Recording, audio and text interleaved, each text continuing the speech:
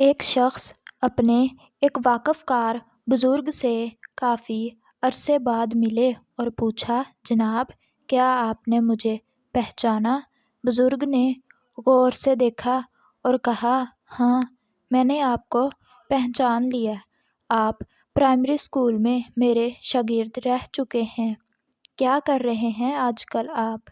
شاگرد نے جواب دیا، میں بھی آپ کی طرح ایک اسکول ٹیچر ہوں، اور ٹیچر بننے کی یہ خواہش مجھ میں آپ کی وجہ سے پیدا ہوئی۔ استاد نے پوچھا، اچھا، وہ کیسے؟ شاگرد نے جواب دیا، آپ کو یاد ہے ایک بار کلاس کے ایک لڑکے کی بہت خوبصورت گھڑی چوری ہو گئی تھی، اور وہ گھڑی شرارت میں نے ہی چرائی تھی، اور آپ نے پوری کلاس سے کہا تھا کہ جس نے بھی گھڑی چرائی ہے واپس کر دے۔ میں گھڑی واپس کرنا چاہتا تھا، لیکن شرمندگی سے بچنے کے لیے ایسا نہ کر سکا۔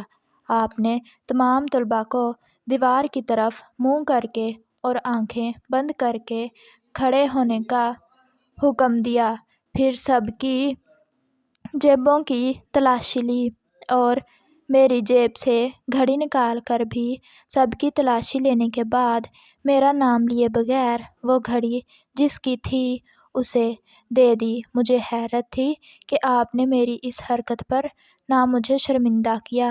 اس دن میں نے تہیہ کر لیا تھا کہ میں بھی ایک استاد بنوں گا۔ بزرگ نے کہا، اصل بات یہ ہے کہ تلاشی کے دوران میں نے بھی اپنی آنکھیں بند کر لی تھی۔ مجھے بھی آج ہی پتہ چلا ہے کہ وہ گھڑی آپ نے چرائی تھی۔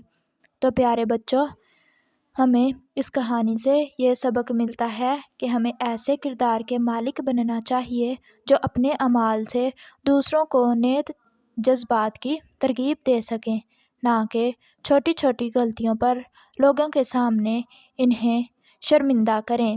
تو پیارے بچوں، اگر آپ کو ہماری یہ ویڈیو اچھی لگی ہو تو ویڈیو کو لائک اور چینل کو سبسکرائب کرنا مت بھولیں۔ شکریہ۔